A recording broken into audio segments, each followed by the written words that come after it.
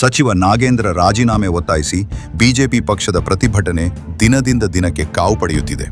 ಇಂದು ಬೆಳಗಾವಿಯ ಜಿಲ್ಲಾಧಿಕಾರಿ ಕಚೇರಿ ಎದುರು ಸವದತ್ತಿ ಹಾಗೂ ಕಿತ್ತೂರ ಮತಕ್ಷೇತ್ರದ ಕಾರ್ಯಕರ್ತರು ಮಳೆಯನ್ನು ಲೆಕ್ಕಿಸದೆ ಪ್ರತಿಭಟನೆ ಮಾಡಿದರು. ಬಿಜೆಪಿ ಕಾರ್ಯಕರ್ತರು ಮುಖಂಡರ ಪ್ರತಿಭಟನೆ ಜೋರಾದಾಗ ಮಧ್ಯಪ್ರವೇಶಿಸಿದ ಪೊಲೀಸರು ಕಾರ್ಯಕರ್ತರನ್ನು ಬಂಧಿಸಿ ನಂತರ ಬಿಡುಗಡೆ ಮಾಡಿದ್ದಾರೆ. ವರದಿ ರಮೇಶ್ ಪವಾರ್, ಟಿವಿ 10 ನ್ಯೂಸ್.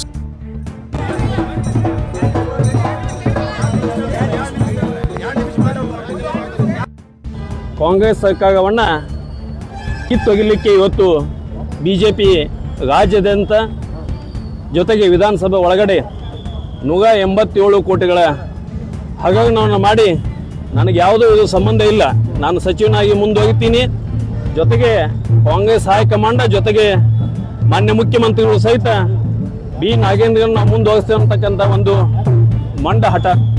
ಆ ಹಠಕ್ಕೆ ಕಾರಣ ಅದಕ್ಕೆಲ್ಲ 187 ಕೋಟಿಗಳಲ್ಲಿ ಪಾಲುದಾಗಿದ್ದಂಥ ಸಂದರ್ಭದಲ್ಲಿ ಅವಾಗ ಒಂದು ಭಯಕ್ಕೆ ಇವತ್ತು ಇಡೀ ರಾಜ್ಯಾದ್ಯಂತ ಹೋರಾಟ ಮಾಡಿದ್ರು ಸಹಿತ ಇವತ್ತು 187 ಕೋಟಿಗಳ ಹಗರಣ ಮಾಡಿದಂಥ ಬಿ ನಾಗೇಂದ್ರನ್ನ ಸಚಿವ ಸಂಪುಟದಿಂದ ಕಿತ್ತು ಹಾಕುವಾಗ ಇವತ್ತು ಬಿಜೆಪಿ ಹೋರಾಟವನ್ನು ಕಳೆದ ಒಂದು ವಾರದಿಂದ ಪ್ರಾರಂಭ ಮಾಡಿದೆ.